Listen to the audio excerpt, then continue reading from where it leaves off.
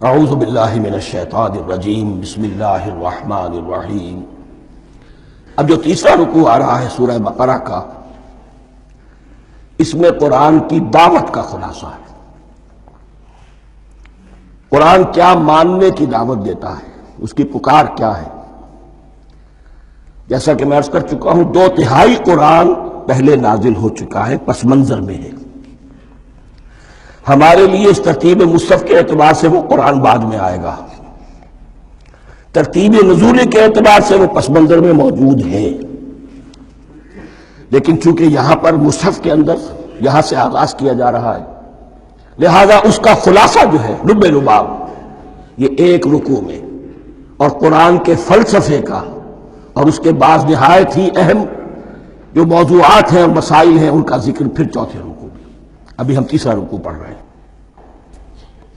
یا ایھا الناس اعبدوا ربکم الذی خلقکم والذین من قبلکم لعلکم تتقون۔ اے لوگو، بندگی اختیار کرو اپنے اس رب کی، اپنے اس مالک کی جس نے تمہیں پیدا کیا، اور نہ صرف تم کو پیدا کیا، تم سے پہلے جتنے لوگ گزرے انہیں بھی پیدا کیا تاکہ تم بچ سکو۔ یہ قرآن کی دعوت کا خلاصہ ہے، اور یہ نوٹ کر لیجئے، یہ تمام انبیاء اور رسل کی دعوت یہی تھی۔ اب جب پڑھیں گے سورہ اعراف پڑھیں گے، سورہ شعراء پڑھیں گے، ایک ایک کا نام لے کر ان اعبدوا اللہ واطیعون، ہر رسول کی دعوت یہ تھی، اللہ کی بندگی کرو، میری اطاعت کرو۔ یا قوم اعبدوا اللہ ما لکم من الہ غیرہ، اے میری قوم کے لوگوں، اللہ کی بندگی کرو، تمہارا کوئی الہ اور معبود اس کے سوا نہیں ہے۔ پھر حضور قرآن یہی عبادت رب انسان کی تخلیق کی غایت ہے، وما خلقت الجن والانس الا لیعبدون، ہم نے جنوں اور انسانوں کو پیدا ہی صرف اس لیے کیا ہے کہ ہماری بندگی کریں۔ لیکن یہاں ایک فرق بہت بڑا ہے، تمام رسولوں کی دعوت یہی ہے، محمد الرسول اللہ کی بھی یہی ہے، لیکن بڑا فرق کیا ہے؟ باقی تمام رسولوں کی دعوت آپ کو ملے گی یا قوم، اے میری قوم کے لوگوں، یہاں ہے یا ایھا الناس، اے بنی آدم، اے بنی نوع انسان۔ معلوم ہوا کہ تمام رسول حضور سے پہلے صرف اپنی اپنی قوموں کی طرف آئے ہیں۔ پہلے اور آخری اور کامل رسول ہیں اللہ کے محمد صلی اللہ علیہ وسلم، جن کی دعوت آفاقی ہے۔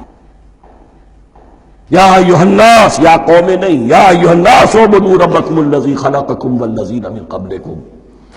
اس میں دلیل بھی آ گئی کہ عام طور پر لوگ جو ہے غلط راستے پر اس دلیل سے جمے رہتے ہیں کہ ہمارے آباء و اجداد کا راستہ یہی تھا۔ تو بھائی، جیسے تم مخلوق ہو ایسے وہ بھی تو مخلوق تھے، جیسے تم خطا کر سکتے ہو وہ بھی تو خطا کر سکتے تھے۔ لہذا یہ نہ دیکھو کہ آباء و اجداد کا راستہ کیا تھا، دیکھو یہ کہ حق کیا ہے، لعلکم تتقون، تاکہ تم بچ جاؤ، دنیا میں افراط و تفریط کے دھکوں سے بچ جاؤ گے، آخرت میں اللہ کے عذاب سے بچ جاؤ گے۔ ان دونوں سے اگر بچنا ہے تو اللہ کی بندگی کی روش اختیار کرو۔ اچھا، کس رب کی؟ الذی جعل لکم الارض فراشا والسماء بناء، جس نے تمہارے لیے زمین کو فرش بنا دیا اور آسمان کو چھت بنا دیا۔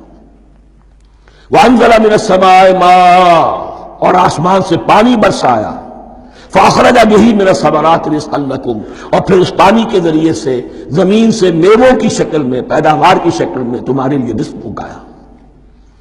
فلا تجعلوا للہ اندادا وانتم تعلمون، تو ہرگز نہ اللہ کا مد مقابل کسی کو ٹھہراؤ جانتے بوجھتے۔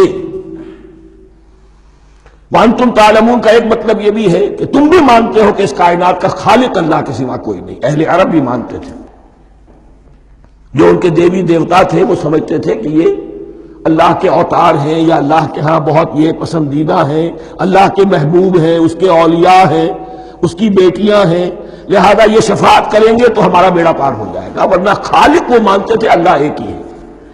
جب تم یہ مانتے ہو کائنات کا خالق ایک، مدبر ایک، تو اب کسی کو اس کا مد مقابل نہ بناؤ۔ انداد ند کی جمع ہے، لا ضد لہ ولا ند لہ، اللہ کا کوئی مد مقابل نہیں۔ اس میں یہاں تک بات ہے کہ حضور اس درجے، اس توحید کی باریکیوں تک پہنچا کر گئے ہیں اس امت کو کہ کسی صحابی نے ایسے ہی کہہ دیا ما شاء اللہ و ما شئت، جو اللہ چاہے جو آپ چاہیں۔ حضور نے فوراً ٹوک دیا اجعلتنی للہ ندا، کیا تو نے مجھے اللہ کا مد مقابل بنا دیا ہے؟ اس کائنات میں مشیت صرف ایک کی چلتی ہے، کسی اور کی مشیت اس کی مشیت کے تابع پوری ہو جائے، لیکن مشیت مطلقہ صرف اس کی ہے۔ یہاں تک کہ حضور سے فرمایا گیا کہ اے نبی آپ کے لیے یہ ممکن نہیں ہے جسے چاہے ہدایت دے دیں، انک لا تہدی من احببت ولکن اللہ یہدی من یشاء۔ اگر یہ اختیار میں ہوتا تو ابو طالب دنیا سے بغیر ایمان لائے نہ جاتے۔ فلا تجعلوا للہ اندادا وانتم تعلمون۔ اب ان دو آیتوں میں تو یوں سمجھیے توحید نظری بھی اور توحید عملی بھی۔ توحید عملی کیا ہے؟ بندگی صرف اسی کی ہو۔